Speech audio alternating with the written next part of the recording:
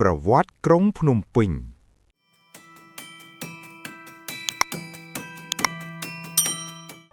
ទីក្រុងកើតពីភ្នំតូចមួយคล้ายជាបេះដូងនៃជាតិជំពូកទី1ភ្នំពេញនិងការកើតមាននៃទីក្រុងនៅមាត់ទន្លេដ៏ស្ងប់ស្ងាត់មួយក្នុងសតវត្សទី14មានស្ត្រីចំណាស់ម្នាក់ឈ្មោះយាយពេញរស់នៅដោយជីវិតសាមញ្ញថ្ងៃមួយនៅពេលទឹកទន្លេឡើងខ្ពស់នាងបានឃើញដើមឈើធំមួយអណ្ដែតមកជិតផ្ទះនៅក្នុងដើមឈើនោះមានព្រះពុទ្ធបដិមាចំនួន4អង្គនិងរូបព្រះវិស្ណុមួយអង្គដែលធ្វើឲ្យយាយពេញមានជំនឿថានេះជាសញ្ញាពិសេសពីស្ថានសួគ៌ដោយសេចក្តីគោរពនិងជំនឿនាងបានសង់ភ្នំតូចមួយដើម្បីដាក់ព្រះបដិមាទាំងនោះភ្នំនោះក្រោយមកត្រូវបានគេហៅថាវត្តភ្នំពីភ្នំតូចមួយនេះឈ្មោះភ្នំពេញក៏បានកើតមានឡើងហើយបានคล้ายជាក្របពូជនៃទីក្រុងមួយដែលនឹងមានប្រវត្តិសាស្ត្រយូរអង្វែងជាច្រើនសតវត្សរ៍បន្តទៅមុខជំពូកទី2ភ្នំពេញនិងការផ្លាស់ប្ដូររាជធានីក្រោយការរលត់រលាយនៃអាណាចក្រអង្គរដោយសង្គ្រាមនិងការគំរាមកំហែងពីជាតិជិតខាងព្រះបាទពញាយ៉ាតបានសម្រេចផ្លាស់រាជធានីមកកាន់ភ្នំពេញនៅឆ្នាំ1434ទីក្រុងនេះស្ថិតនៅចំណុចប្រសព្វនៃទន្លេធំ4គឺទន្លេមេគង្គទន្លេសាបទន្លេបាសាក់និងទន្លេមេគង្គលើដែលធ្វើឲ្យវាមានអត្ថប្រយោជន៍យ៉ាងខ្លាំងផ្នែកពាណិជ្ជកម្មនិងការពារប៉ុន្តែភ្នំពេញនៅពេលនោះមិនទាន់មានស្ថិរភាពយូរអង្វែងឡើយរាជធានីត្រូវបានផ្លាស់ប្ដូរទៅលង្វែកនិងឧដុង្គជាបន្តបន្ទាប់ទោះជាយ៉ាងណាភ្នំពេញនៅតែជាទីក្រុងសំខាន់មួយដែលមិនធ្លាប់បាត់បង់តម្លៃក្នុងប្រវត្តិសាស្ត្រខ្មែរជំពូកទី3ភ្នំពេញក្រោមសម័យអាណានិគមបារាំងឆ្នាំ1866គឺជាចំណុចបត់ធំមួយព្រះបាទនរោត្តមបានប្រកាសឲ្យភ្នំពេញក្លាយជារាជធានីជាផ្លូវការក្រោមការគ្រប់គ្រងរបស់បារាំងទីក្រុងនេះត្រូវបានរៀបចំឡើងវិញ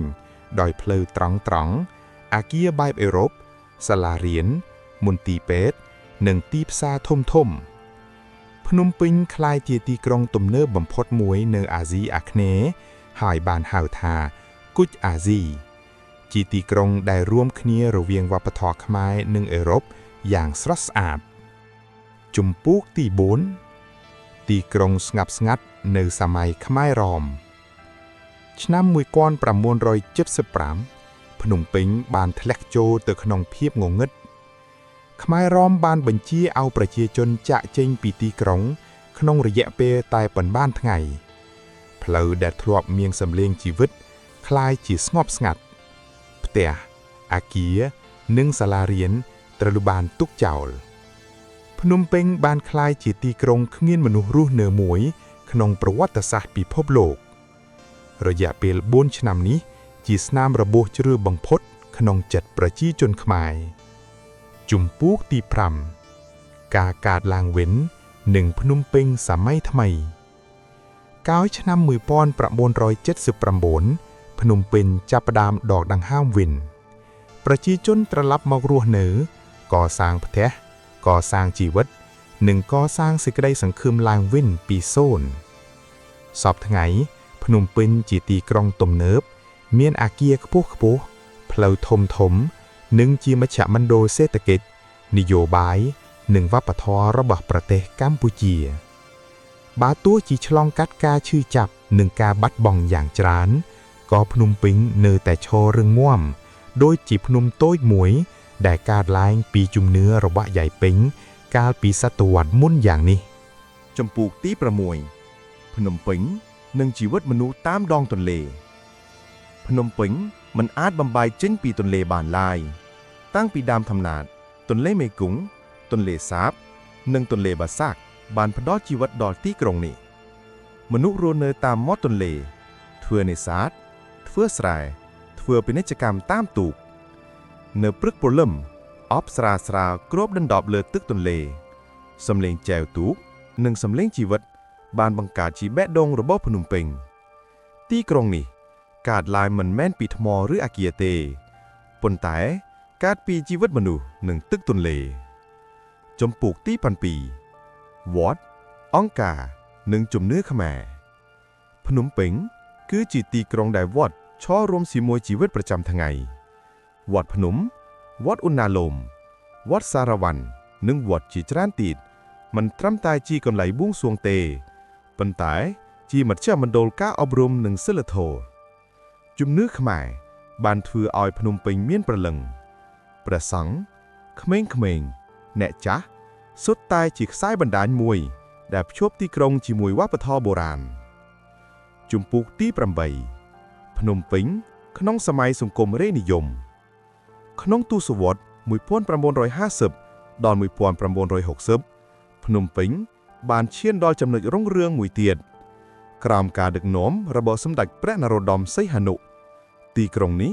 ក្លាយជាមជ្ឈមណ្ឌលវប្បធម៌សិល្បៈនិងការអប់រំ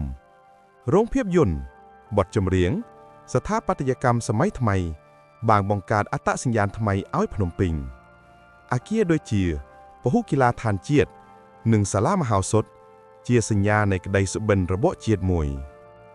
ប៉ុន្តែក្តីសុបិនមិនបានបន្តយូរសង្គ្រាមស៊ីវិលបានធ្វើឲ្យភ្នំពេញពោពេញដោយជនភៀសខ្លួនមនុស្សពីជនបទមករកសុវត្ថិភាពក្នុងទីក្រុងភ្នំពេញក្លាយជាទីក្រុងមនុស្សច្រើនប៉ុន្តែពោពេញដោយភ័យខ្លាចនិងភាពមិនច្បាស់លាស់សង្គ្រាមបានបំបែកមនុស្សមុននឹងបំបែកទីក្រុងចំពោះទី10ទីក្រុងគ្មានសម្លេងពេលខ្មែរក្រហមចូលកាន់កាប់ភ្នំពេញមិនត្រឹមតែបាត់បង់ប្រជាជនទេប៉ុន្តែបាត់បង់សម្លេងកុមារសម្លេងទីផ្សារសម្លេងជីវិតត្រូវបានជំនួសដោយភាពស្ងប់ស្ងាត់ដ៏គួរឲ្យខ្លាចទីក្រុងដែលធ្លាប់រស់ក្លាយជាសាក្សីស្ងៀមស្ងាត់នៃអំពើមនុស្សលើមនុស្សចំពោះទី11ការត្រឡប់មកវិញនិងស្នាមចងចាំក្រោយសង្គ្រាមភ្នំពេញមិនបានភ្លេចអតីតកាលឡើយសារមយាទួលស្លេងនិងទីបំផ្លាញផ្សេងទៀតគឺជាស្នាមចងចាំដែលមិនអាចលុបបំបាត់ឡើយទីក្រុងនេះជ្រើសរើសការចងចាំដើម្បីរំលឹកមិនមែនដើម្បីស្អប់ប៉ុន្តែដើម្បីកុំឲ្យកំហុសកើតឡើងម្ដងទៀតចំពោះទី12ភ្នំពេញនិងមុខមាត់សម័យថ្មីសពថ្ងៃភ្នំពេញជាទីក្រុងដែលរត់លឿនអគារខ្ពស់លេចឡើងជំនួសផ្ទះឈើចាស់ៗតែព្រលឹងទីក្រុងនៅតែរស់នៅមាត់ទន្លេពេលថ្ងៃលិចមនុស្សនៅតែដើរលេងដូចជាជំនាន់មុនភ្នំពេញបានផ្លាស់ប្ដូរមុខមាត់តែបេះដូងនៅតែដែលជំពូកបញ្ចប់ភ្នំពេញទីក្រុងដែលរស់នៅក្នុងពេលវេលាភ្នំពេញមិនមែនជាទីក្រុងល្អឥតអាធមប៉ុន្តែ